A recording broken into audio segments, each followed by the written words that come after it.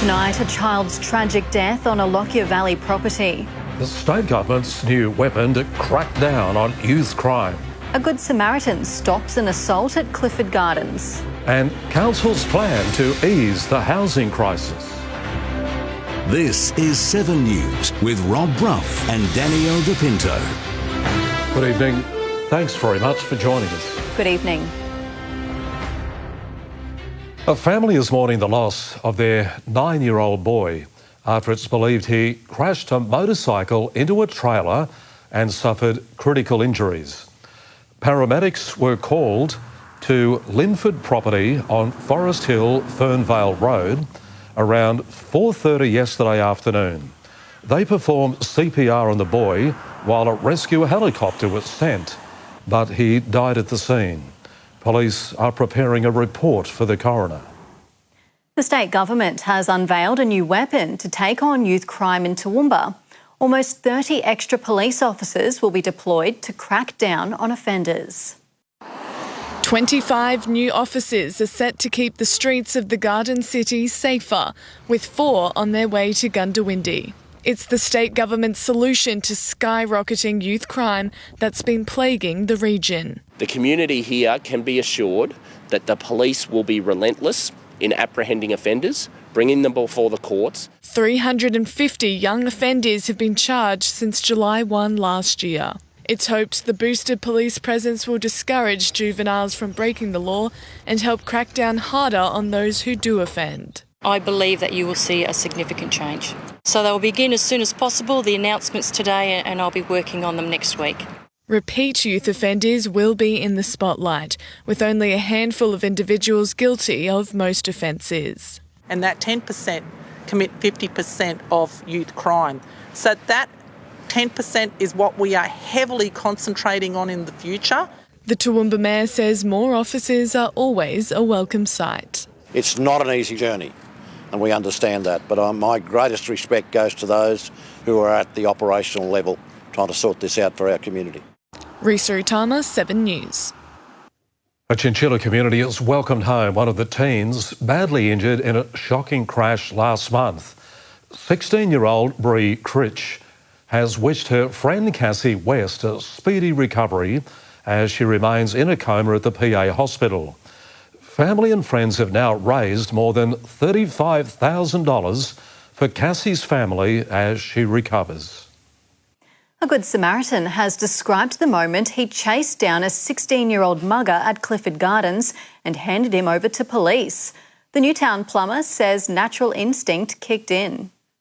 Daniel Hodder's shopping trip to Clifford Gardens took a dramatic turn when he spotted a teenager wrestling a woman for her purse outside an ATM. She's basically got flung across the road by the young fella, and he's got her purse at this point and just took off. The Newtown man leapt into action and chased the 16-year-old in his ute. He either had to move or he was probably going to get hit.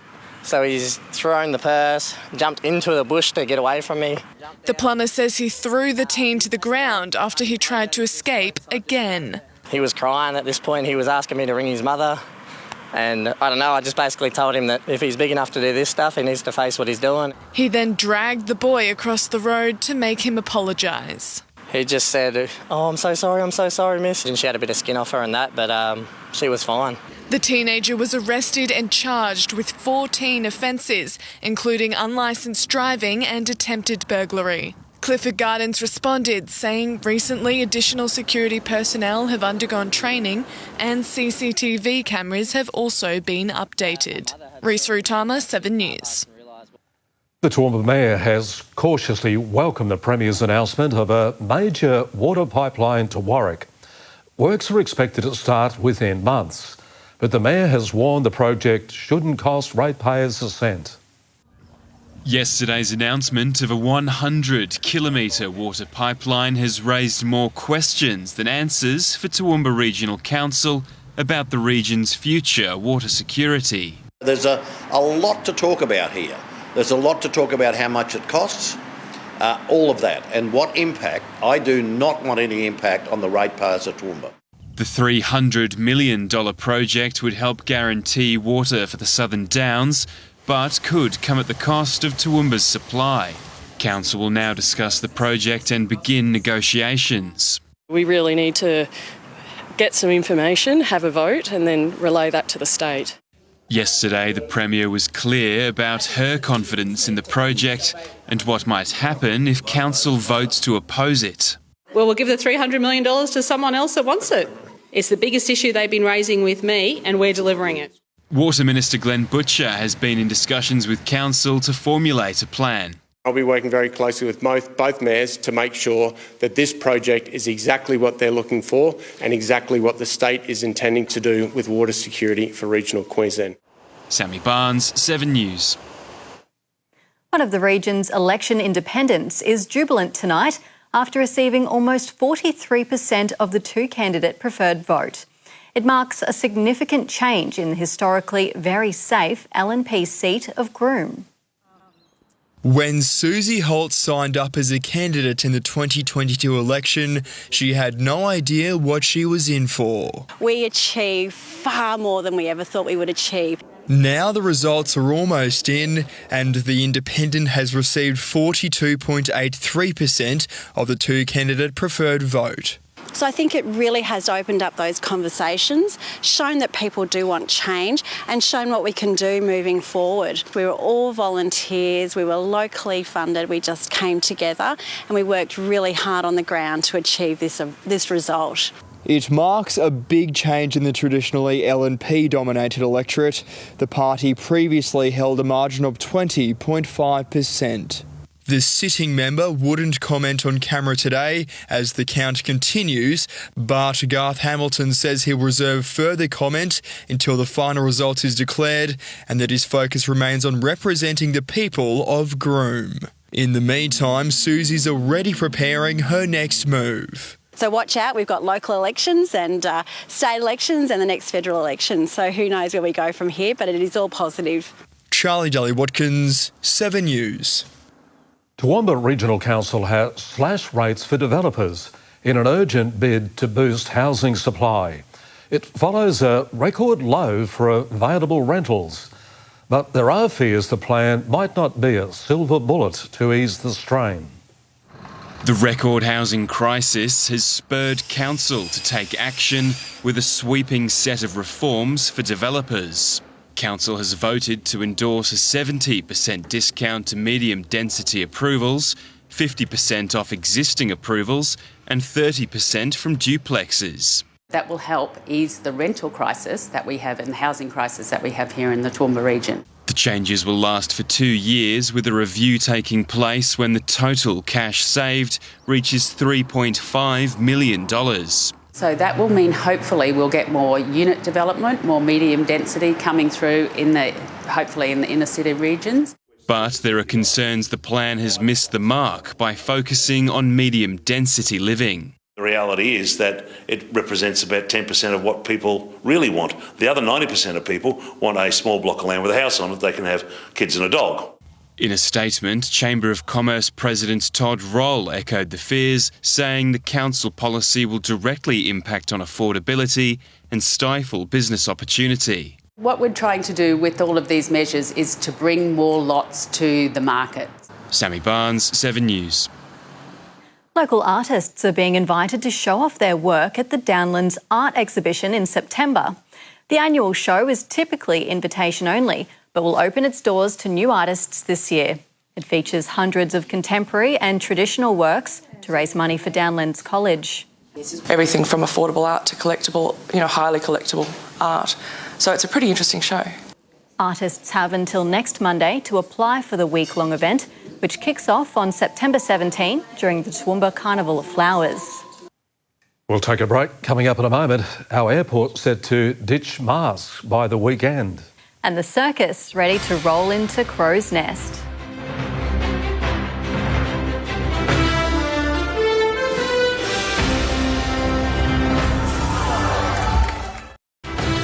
Toowoomba turns to 7 News to keep up to date on local issues, and we want you to be a part of it.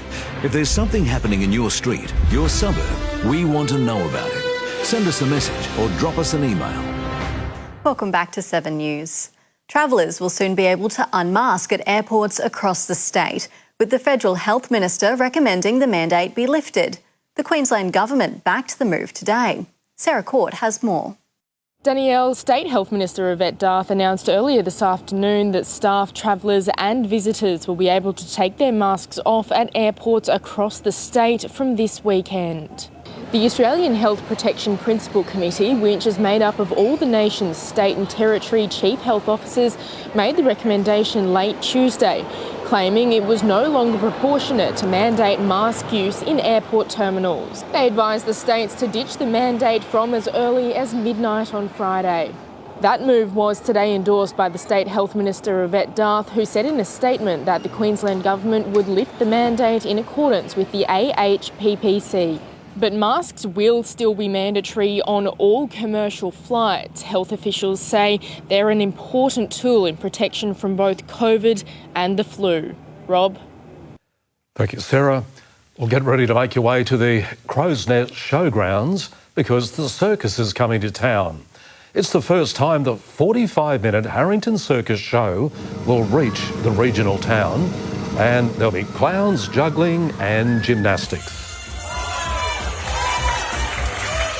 We're a small family circus and we want to go to the small communities that don't get entertainment very much. And, you know, it's been a rough 2.5 years. To book tickets for the action-packed show, visit the Harrington Circus Facebook page. Locals are trying to take back some control as the cost of everyday essentials like fruit and vegetables climb. Veggie gardens are sprouting up across the region as a way to help ease the strain on budgets. Tending to the veggie garden is part of the daily routine for Christine and Michael Thompson.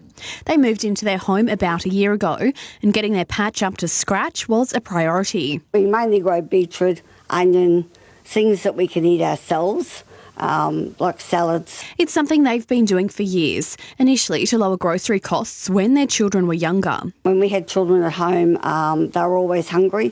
And so we grew strawberries, tomatoes, things like that, and they'd come home and they'd just raid the garden. Local nurseries have reported an increase in people buying established fruit trees along with seedlings in an attempt to grow their own. So a lot of people are going from having native gardens and that to having edible gardens now in a small space. It comes as the price of produce skyrockets and even the police are getting in on the gardening action, ordering their own investigation into prices. The tips from experts to grow what suits your climate and your taste buds. You might pay $5 for a punnet of lettuce seedlings or tomato seedlings. That's a long-term investment for your own self as well. Ebony Ablett, 7 News. You know another good reason to start a veggie garden? Just 'cause. Oh, cos lettuce. I see what you did there. Yes, well done, Daniel. The fact that it had to be explained, I don't know. Dad joke. Perfect, loved it. OK, let's get into the sports. So the Thunder, Nath, back in the winners' circle, mate. They are, Bryfy. Look, a huge 2-goal win last night over the Brisbane Strikers in soccer's QPL has Southwest back in second and in range of top spot. More on that next. As the Darling Downs Panthers pounce back into netball finals contention with 2 of their biggest wins this year.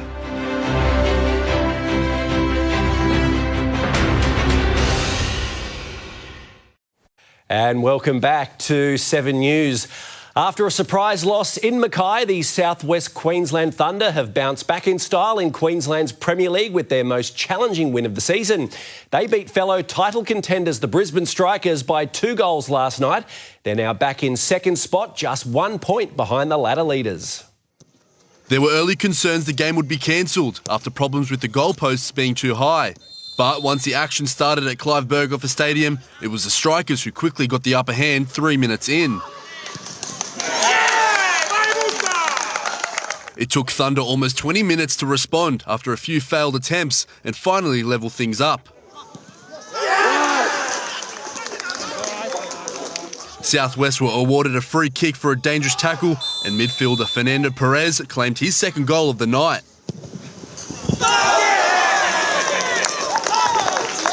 Up by 1 goal at half-time was a good spot to be in for the Thunder boys. But the Strikers started the second as they did the first and made it 2-2. And just when the Brisbane team started to look a little more confident, Thunder's super sub Wilfred Phillip put the boys back in the lead.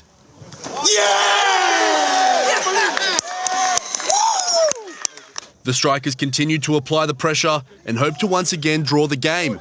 But young gun Jack de Bordeley put those hopes to bed and scored the winning goal. Brisbane say they had too many missed opportunities and just couldn't capitalise. You got to take credit to Toowoomba. They finished their chances that they had. We didn't. So at the end of the day, you've got to score those goals. The Thunder are now back in with a fighting chance for National Premier League promotion before they take on QPL ladder leaders Rochdale Rovers this Saturday. Obviously, we didn't get the results we wanted in the last 2 rounds, and it's important to make a statement. We've got 2 hard games coming up, and it's important to make a statement, and obviously the 3 points are good. Lucas Saman, 7 News. Very good indeed. Now we're halfway through the season in rugby's Risdon Cup and the Toowoomba Rangers looking stronger than ever before. They've had a week off but return to action this Saturday against the Saints, where they'll be looking to keep that unbeaten record intact. The Rangers' 4-point win over Dalby in round 8 gave the boys outright top spot on the ladder. Now the only team undefeated this year. Well, I think our depth's really sort of come out and shone. So we've got a lot of good players in B grade as well that's really coming through and putting pressure on the guys in A grade to really perform it week in, week out. The Toowoomba team are taking on USQ Saints this Saturday. They haven't met since round 1, where Rangers ran away with a 10-3 win. Going into round 2 of the season, we know USQ are going to be coming out fighting. They've got a lot to prove. It's their old boys' day as well. So, yeah, we know they're going to be up for it. The boys are expecting a tough hit-out and will need to win the ruck if there are any chance of making it 7 straight wins. Especially in the forwards, they've got a bit of bungle about them and they're pretty big boys. So, but yeah, if we just stick to our game plan and structure, then yeah, we should be all right. Vice-Captain Dan Cover says they also have their eyes set on defeating the reigning premiers Gundawindi Emus, who defeated them in last year's grand final. So yeah, it would be good to sort of get one back on them and then hopefully have a bit of confidence going into the finals as well. In other games, Dalby play Gatton, the Emus take on the Cods, and the Toowoomba Bears will host Roma. Lucas Saman, 7 News. And the Darling Downs Panthers have kept their finals hopes alive in netball's Ruby South series after 2 wins in 3 days, including a huge victory over the competition's ladder leaders. Now, after the girls scored 73 goals against Bond University in a big win on the weekend, the Panthers followed it up with a 4-goal victory over the first-place Carina Tigers in what was that club's first loss of the season. Another victory against QUT this Sunday would put the Panthers 1 win out of the top 4. They've made up 12 points now to get back into finals contention. Could that be the turning point in their season? Massive wins for the team. That's it for sport. Thanks, guys. Lovely. Thank you, Nave. Fantastic surgeon wins. We'll stay with us after the break. Livio has all the weather details.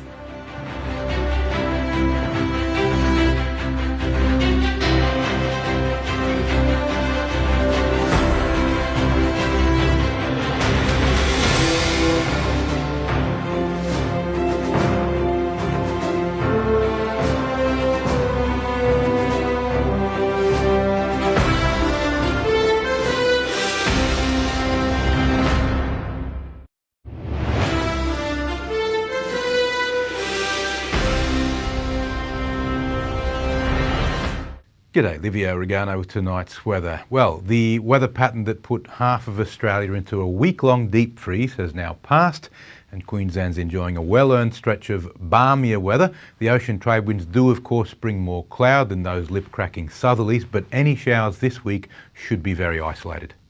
Last night got down to 11 degrees in Toowoomba, which is so much more pleasant than 6 the night before. Today's top of 20 was also very agreeable, and most other stations followed the same trend.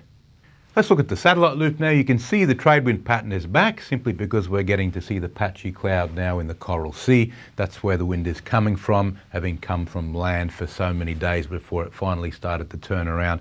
So there is a bit of coastal cloud. Showers have been few and far between, amounting to less than a few millimetres in most cases, and generally most places had a day of fine weather.